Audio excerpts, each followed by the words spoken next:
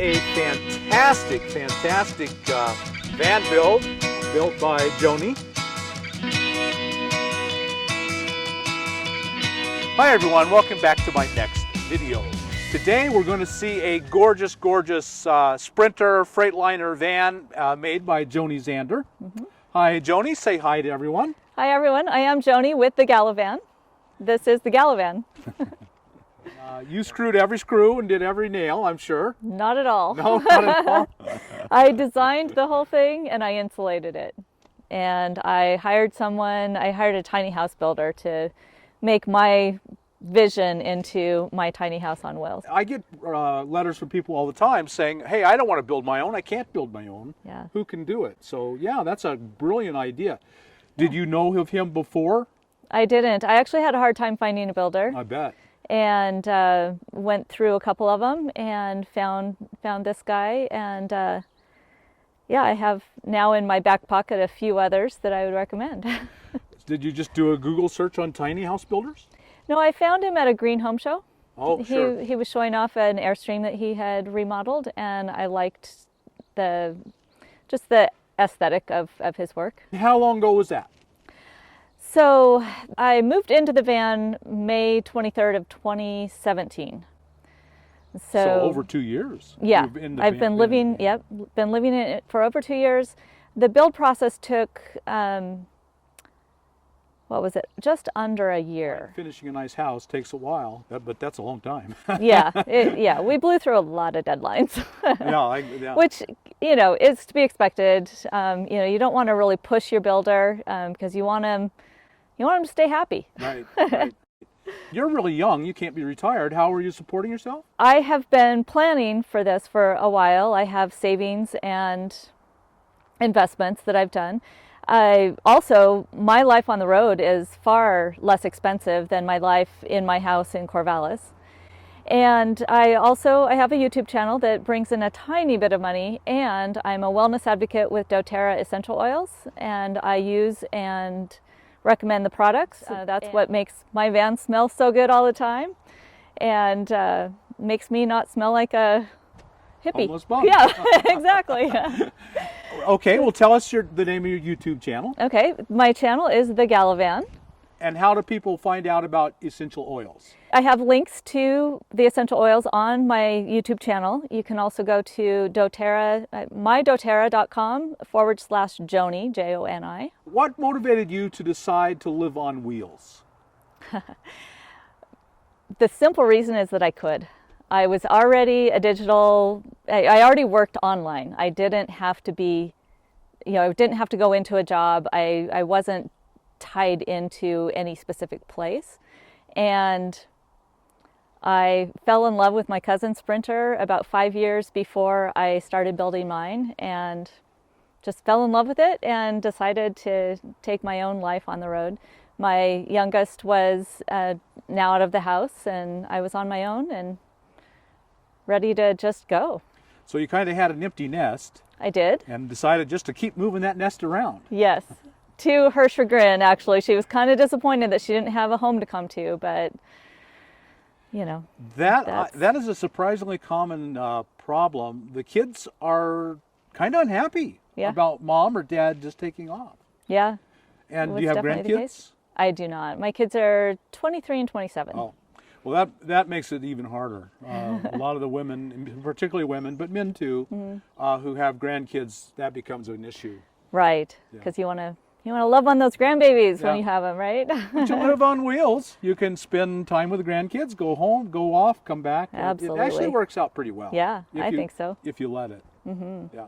And I have to say, life on the road has exceeded my expectations. Really? Oh yeah, I absolutely love it.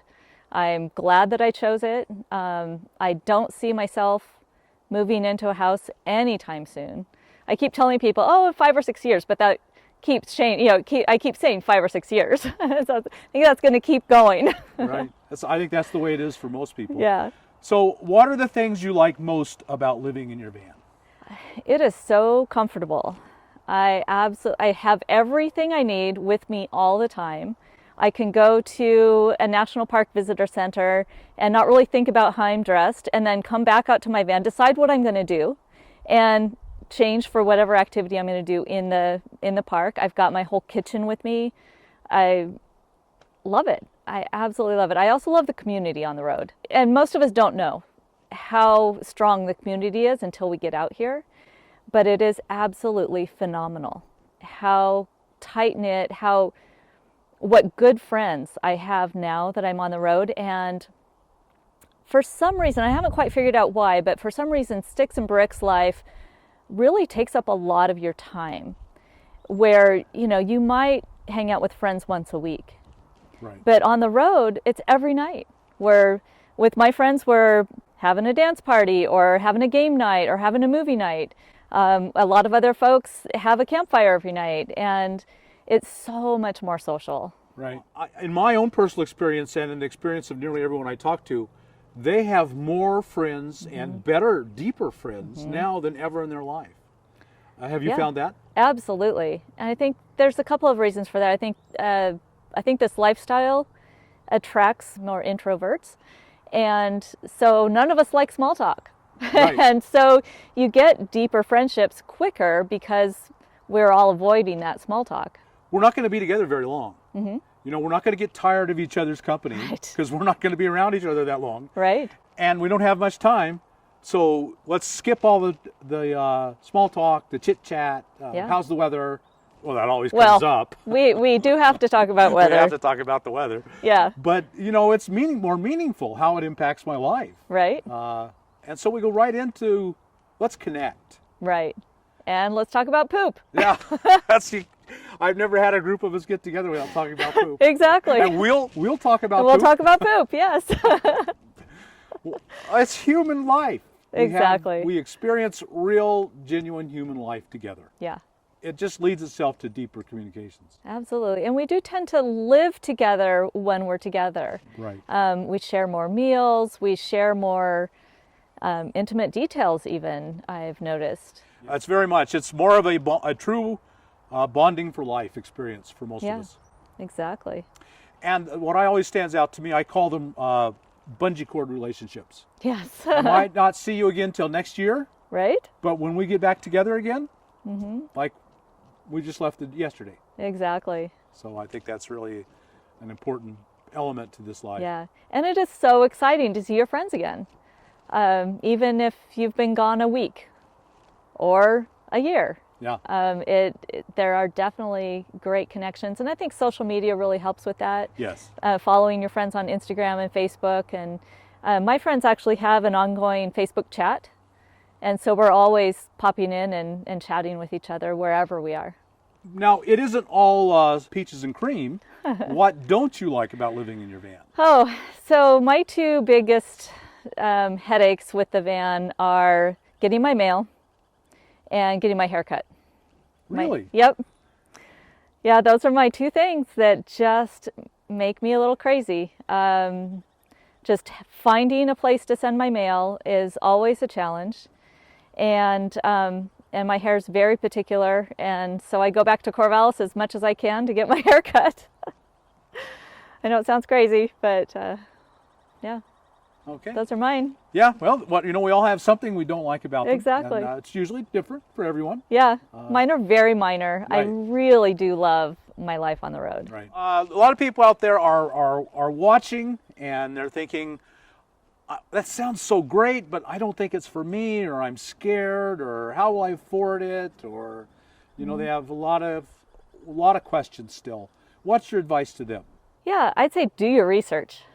Really just research it, and just really know that you can probably do, if you have a deep desire to do this, do it. Yeah, I think that's a really good answer. Go in prepared, know what you're doing, and follow your heart. Yeah. Very good answer. Great. Just try it out. Yeah. Just go for it. Talk to the people who are doing it successfully, because there are a lot of us out there who love doing this. Prepare yourself for it. Make sure that you have enough money to have a safety fund, and make sure that you hook in with some social groups. RTR is a great one to hook into, and cheap RV living, and I'm also hooked into Escapers, which is for working age RVers.